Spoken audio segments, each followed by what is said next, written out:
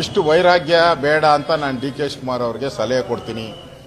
ಇಷ್ಟು ಬೇಗ ವೈರಾಗ್ಯ ತಾಳಬೇಡಿ, ಇನ್ನೂ ವಯಸ್ಸಿದೆ ನಿಮಗೆ. ಸಿದ್ದರಾಮಯ್ಯನವರ ಅಷ್ಟು ಈಸಿಯಾಗಿ ತಗೊಂಡಿದ್ರು. ಸಿದ್ದರಾಮಯ್ಯನ ಟೇಕ್ ಇಟ್ ಗ್ರಾಂಟ್ ತಗೊಂಡಿದ್ರು. D K Shivakumar take it grant, ನಾನು ಹೇಳಿದ ತಕ್ಷಣ ಬಿಡ್ತಾರೆ, ನಾನು ಹೋಗಿ ಸಿಂಹಾಸದ ಮೇಲೆ ಕೂತ್ಕೊಂಡ್ಬಿಡ್ಬೇಕು ಅಂತ. ಸಿದ್ದರಾಮಯ್ಯ ಬಿಡೋ ಮಗ ಅಲ್ಲ ಅನ್ನೋದನ್ನ ತೋರಿಸ್ಬಿಟ್ಟಿದ್ದಾರೆ. ಅದಕ್ಕೇನೇನು ಬೇಕೋ ಗಾಳ ತಾಳ ಎಲ್ಲ ಹಾಕಕ್ಕೆ ಒಂದು ಸೆಟಪ್ ಮಾಡ್ಕೊಂಬಿಟ್ಟಿದೆ. ಅದರಿಂದ ಡಿ ಕೆ ಶಿವಕುಮಾರ್ಗೆ ಟೈಮ್ ಸರಿ ಇಲ್ಲ, ಈಗ ಟೈಮ್ ಸರಿ ಇಲ್ಲ. ಯಾಕೋ ರಾವಗಾಲ ಇದ್ದಂಗಿದೆ. ಸ್ವಲ್ಪ ಜಾತಕರೆಲ್ಲ ನೋಡಿಕೊಂಡು ನಮ್ಗೆ ಹೇಳಿದ್ರಲ್ಲ ಗಿಣಿಶಾಸ್ತ್ರ ಕೇಳಕ್ಕೆ, ನಮ್ಗೆ ಕೇಳಿ ಏನೇ ಆಗಬೇಕಾಗಿಲ್ಲ. ನಮಗೆ ನಾವು ವಿರೋಧ ಪಕ್ಷದಲ್ಲಿದ್ದೀರಿ. ಗಿಣಿಶಾಸ್ತ್ರ ಕೇಳಬೇಕಾಗಿರೋದು ನೀನಪ್ಪ. ಹೋಗಿ ಗಿಣಿಶಾಸ್ತ್ರನೋ ಯಾವುದೋ ಶಾಸ್ತ್ರ ಕೇಳು, ಒಳ್ಳೆ ಟೈಮ್ ನೋಡ್ಕೊಂಡು ಒಳ್ಳೆ ಬಾಣ ಬಿಡು ಅನ್ನೋ ಸಲಹೆಯನ್ನು ನಾನು ಕೊಡ್ತೀನಿ. ಇವತ್ತು ಕಸ ಗುಡ್ಸಕ್ಕೂ ಮಿಷನ್ ಅನ್ನ ತಗೊಂತಾ ಇದ್ದಾರೆ. ಕಸ ಗುಡಿಸುವಂತ ಯಂತ್ರ, ಕಸ ಗುಡಿಸುವ ಯಂತ್ರ. ಆ ಕಸ ಗುಡಿಸುವ ಯಂತ್ರದಲ್ಲೂ ಲೂಟಿಯ ತಂತ್ರವನ್ನ ಮಾಡಿದ್ದಾರೆ. ಕಸ ಗುಡಿಸೋ ಯಂತ್ರದಲ್ಲಿ ಲೂಟಿ ಹೊಡೆಯೋ ತಂತ್ರವನ್ನ ಮಾಡಿದ್ದಾರೆ. ಇವತ್ತು 613 ಕೋಟಿ ತೆರಿಗೆದಾರರ ಹಣ ಆ ಕಸ ಗುಡಿಸುವಂತ ಲಾರಿಗಳು 2.5 ಕೋಟಿ ರೂಪಾಯಿ ಕೊಟ್ಟು ತಗೊಂತಾ ಇದ್ದಾರೆ. ಅದಕ್ಕೆ ಮೇಂಟೆನೆನ್ಸ್ ಚಾರ್ಜು ಅದು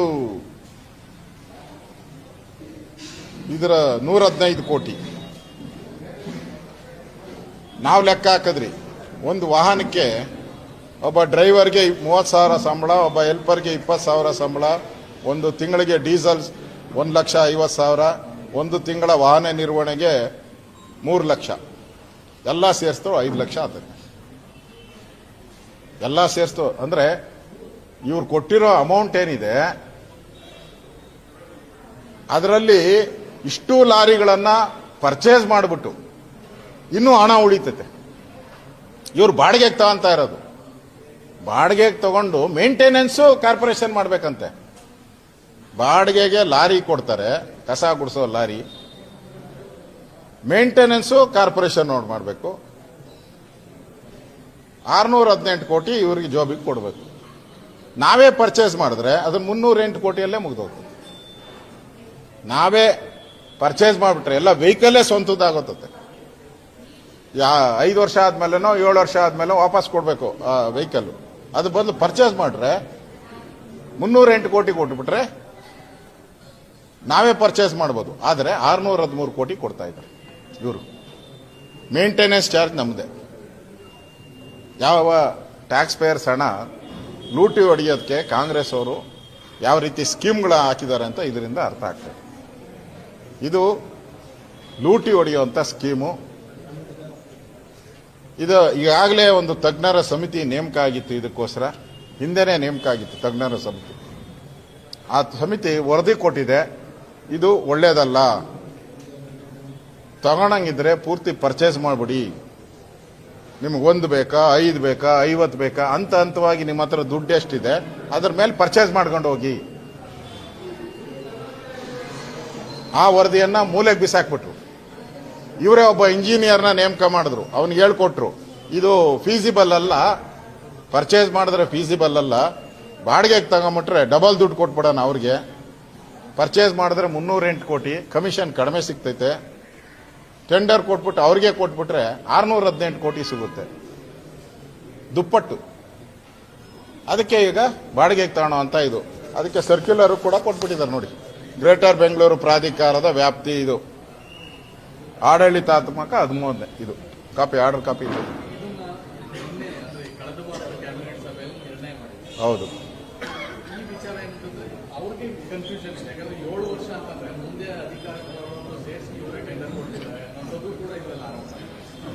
ಅವ್ರದ್ದೆಲ್ಲ ಅದೇ ಸ್ಕೀಮ್ ತಾನೆ.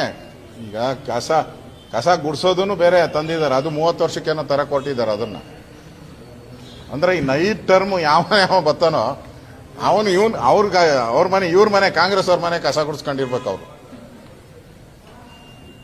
ಅದು ಒಂದು ಸ್ಕೀಮ್ ಐತೆ, ಕಸ ಗುಡಿಸೋದು, ಅದು ಒಂದು ಸ್ಕೀಮ್ ಇಟ್ಕೊಂಡಿದ್ದಾರೆ. ಅದು ತತ್ತಾ ಇದ್ದಾರೆ, ಯಾವ್ದು ಆಂಧ್ರ ಕಂಪನಿಗೆ ಕೊಡ್ತಾ ಇದ್ದಾರೆ. ಅದು 30 ವರ್ಷಕ್ಕೆ, ಅಂದ್ರೆ ಇನ್ನು 6 ಟರ್ಮ್ ಯಾವನೇ ಅವನ್ ಬರ್ತಾನೋ ಅವ್ರು ಇವ್ರ ಮನೆ ಕಸ ಹೊಡ್ಕೊಂಡಿರ್ಬೇಕು. ಆ ಸ್ಕೀಮ್ ಅದು. ಇದು ಇನ್ನ ಗೌರ್ಮೆಂಟ್ ಆರ್ಡರ್ ಇಲ್ಲಿದೆ ನೋಡಿ, ಗೌರ್ಮೆಂಟ್ ಆರ್ಡರ್ ಕೊಡ್ತಾ ಇದ್ದೀನಿ ನಿಮಗೆ. ಆರ್ಡರ್ ಓಡಿಸಿದ್ದಾರೆ, ಕ್ಯಾಬಿನೆಟ್ ಅಲ್ಲಿ ಅನುಮೋದನೆ ಆಯ್ತು, ಆಗಲೇ ಆರ್ಡರ್ ಕೂಡ ಇಶ್ಯೂ ಮಾಡಿದ್ದಾರೆ. ಫಾಸ್ಟ್ ಇದ್ದಾರೆ, ಬಹಳ ಫಾಸ್ಟ್ ಆಗಿದ್ದಾರೆ. ಇದು ಬೆಂಗಳೂರು ಜನತೆಗೆ ಮಾಡಿದಂತ ದ್ರೋಹ. ಇದು ಫಸ್ಟು ಕಸ ಹಾಕಕ್ಕೆ ಜಾಗ ಹುಡುಕಿ. ಫಸ್ಟ್ ಇಷ್ಟು ಹಣ ಪೋಲ್ ಮಾಡೋದ್ರ ಬದಲು ರಸ್ತೆಗಳಲ್ಲಿ ಬಿದ್ದಿರೋ ಕಸನ ತೆಗೆದುಕೊಂಡು ಹೋಗಕ್ಕೆ ಫಸ್ಟ್ ಜಾಗ ರೆಡಿ ಮಾಡಿ, ತಗೊಂಡೋಗೋ ಲಾರಿಗಳನ್ನ ರೆಡಿ ಮಾಡಿ. ಕಸ ಗುಡ್ಸಕ್ಕೆ ಬೇಕಾದಷ್ಟು ಜನ ಇದ್ದಾರೆ, ಫಸ್ಟ್ ತಗೊಂಡೋಗಕ್ಕೆ ಲಾರಿ ಇಲ್ಲ. ಇವಾಗ ಹಾಕಕ್ಕೆ ಡಂಪಿಂಗ್ ಯಾರ್ಡ್ ಇಲ್ಲ. ಆ ಡಂಪಿಂಗ್ ಯಾರ್ಡ್ಗಳು ಗಲಾಟೆ, ದಿನನಿತ್ಯ ಗಲಾಟೆ. ಅದು ಬಿಟ್ಟು ಈ ಲಾರಿ ತಗೊಂಡು ಏನ್ ಮಾಡ್ತೀರಾ? ಕಸ ಗುಡಿಸ್ತಾರ ಅವ್ರು, ಎಲ್ಲಿ ತಗೊಂಡೋಗಿ ಹಾಕ್ತೀರಾ? ಈಗಿರೋ ಕಸನೇ ತೆಗಿಯಕ್ಕಾಗ್ತಾ ಇಲ್ಲಲ್ಲ. ನಿಮ್ಮ ಹತ್ರ ಇರೋ ಕಸನೇ, ದಿನ ಶೇಖರಣೆ ಆಗೋ ಕಸನೇ ಮೋರ್ ದೆನ್ 40% ಇಲ್ಲೇ ಉಳ್ಕೊಂತ ಇದೆ. ಆ ಟ್ರ್ಯಾಕ್ಟರ್ಗಳಲ್ಲಿ, ಆ ಆಟೋದಲ್ಲಿ ಹಂಗೆ ನಿಲ್ಸಿರ್ತಾರೆ ನೋಡಿ, ಎಲ್ಲಿ ಬೇಕಾದ್ರೂ ರಸ್ತೆಗಳಲ್ಲಿ ಹಂಗೆ ನಿಲ್ಸಿರ್ತಾರೆ, ಮಾರನೇ ದಿನ ತಗೊಂಡೋಗಕ್ಕೆ. ಅಂದ್ರೆ ಡಂಪಿಂಗ್ ಯಾರ್ಡ್ಗಳಲ್ಲಿ ಬಿಡಲ್ಲ ಇವ್ರನ್ನ. ದಿನಕ್ಕೆ ಇಷ್ಟೇ ಲೋಡು ಅಂತ ತಗೊಳೋದು ಅಂತ ಅಲ್ಲಿ ರೂಲ್ಸ್ ಮಾಡಿಬಿಟ್ಟಿದ್ದಾರೆ. ಎಕ್ಸಸ್ ಬಂದಿದ್ದು, ಕಸ ಬಂದಿದ್ದು ತೆಗಿಯಕ್ಕೆ ಬಿಡಲ್ಲ. ಈಗ ಇದೊಂದು ಲೂಟಿಯ ಒಂದು ಸ್ಕೀಮ್. ಇದು ಜನಗಳಿಗೆ ನೀವು ಮೋಸ ಮಾಡ್ತಾ ಇದ್ದೀರಾ, ಸ್ಪಷ್ಟವಾಗಿ ದ್ರೋಹ ಬಗಿತಾ ಇದ್ದೀರಾ. ಒಂದ್ ಕಡೆ ಟ್ಯಾಕ್ಸ್ಗಳನ್ನ ಒಂದಾದ ಮೇಲೆ ಒಂದು ತೆರಿಗೆಗಳನ್ನ ಹಾಕ್ತಾ ಇದ್ದೀರಾ. ಕಸದ ಟ್ಯಾಕ್ಸು, ನೀರಿನ ಟ್ಯಾಕ್ಸು, ಹಾಲಿನ ಟ್ಯಾಕ್ಸ್ ಎಲ್ಲ. ಈಗ ಲೂಟಿ ಟ್ಯಾಕ್ಸ್ ಇದೆ. ಲೂಟಿ ಮಾಡೋವಂಥದ್ದಕ್ಕೆ ಜನಗಳ ಮೇಲೆ ತೆರಿಗೆ ಆಗ್ತಾ ಇದೆ. ಓಕೆ, ಈಗ ಕೇಳಪ್ಪ ಅದೇನು. ಬೆಂಗಳೂರಿನಲ್ಲಿ ಒಂದು ದೊಡ್ಡ ದರೋಡ ಪ್ರಕರಣ ನಡೆದಿದೆ ಸರ್. ಅಶೋಕ ಪಿಲ್ಲರ್ ರೋಡ್ ಹತ್ರ ಎಟಿಎಂ ವಾಹನ, ಏನು ಹಣ ತುಂಬುತ್ತಿಲ್ಲ ಎಟಿಎಂ ವಾಹನ, ಆ ಎಟಿಎಂ ವಾಹನ ಚೇಂಜ್ ಮಾಡ್ಕೊಂಡು ಬಂದು ಇನ್ನೋವಾ ಕಾರ್ನಲ್ಲಿ 7 ಕೋಟಿ ದರೋಡೆ ಮಾಡಿದ್ದಾರೆ. ಹಾಡ ಹಗಲು ಮಧ್ಯಾಹ್ನ 12 ಗಂಟೆ ಸುಮಾರು ನಡೆದಿರೋದು. ಯಾಕೆ ಆಶ್ಚರ್ಯ ಏನು? ಆಶ್ಚರ್ಯ ಏನು? ಬೀದರ್ಲ್ಲ ಆಯ್ತಲ್ಲ, ಮಂಗಳೂರಲ್ಲ ಆಯ್ತು. ಸರಣಿ ರೀ ಇದು, ಸರಣಿ.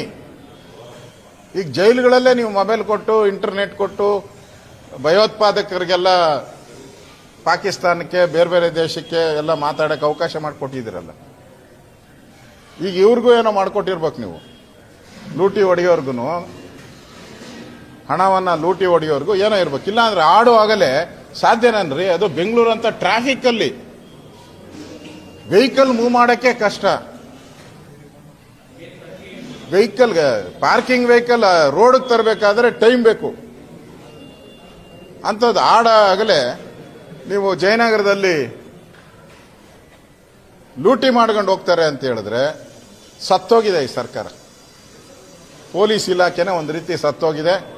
ಬರೀ ಹಣ ದಂಧೆ ಮಾಡೋ, ಲೂಟಿ ಮಾಡೋಕೆ ಅಧಿಕಾರಿಗಳನ್ನ ಉಪಯೋಗ ಮಾಡ್ತಾ ಇದ್ದೀರಾ. ಪೊಲೀಸ್ ಅಧಿಕಾರಿಗಳನ್ನ ಅವ್ರು ಪೂರ್ತಿ ಟ್ರಾನ್ಸ್ಫರ್ ಅಲ್ಲಿ ಮುಳುಗೋಗಿದ್ದಾರೆ. ನೀವು ಈ ಕಾನೂನು ಸುವ್ಯವಸ್ಥೆ ಅನ್ನೋದು ಗಾಳಿಗೆ ತೋರ್ಬಿಟ್ಟಿದ್ದಾರೆ. ಇದು ನಿಜಕ್ಕೂ ಬ್ರ್ಯಾಂಡ್ ಬೆಂಗಳೂರು ಅಂದ್ರಲ್ಲ, ಬ್ರ್ಯಾಂಡ್ ಬೆಂಗಳೂರು. ಆ ಬ್ರ್ಯಾಂಡ್ ಬೆಂಗಳೂರಲ್ಲಿ ಒಂದು ಪಾರ್ಟ್ ಇದು. ಲೂಟಿ ಮಾಡೋದು ಹೆಂಗೆ ಅನ್ನೋದನ್ನ, ಕದಿಯೋದು ಹೆಂಗೆ, ದರೋಡೆ ಮಾಡೋದು, ಇದೇ ಬ್ರ್ಯಾಂಡ್ ಬೆಂಗಳೂರ.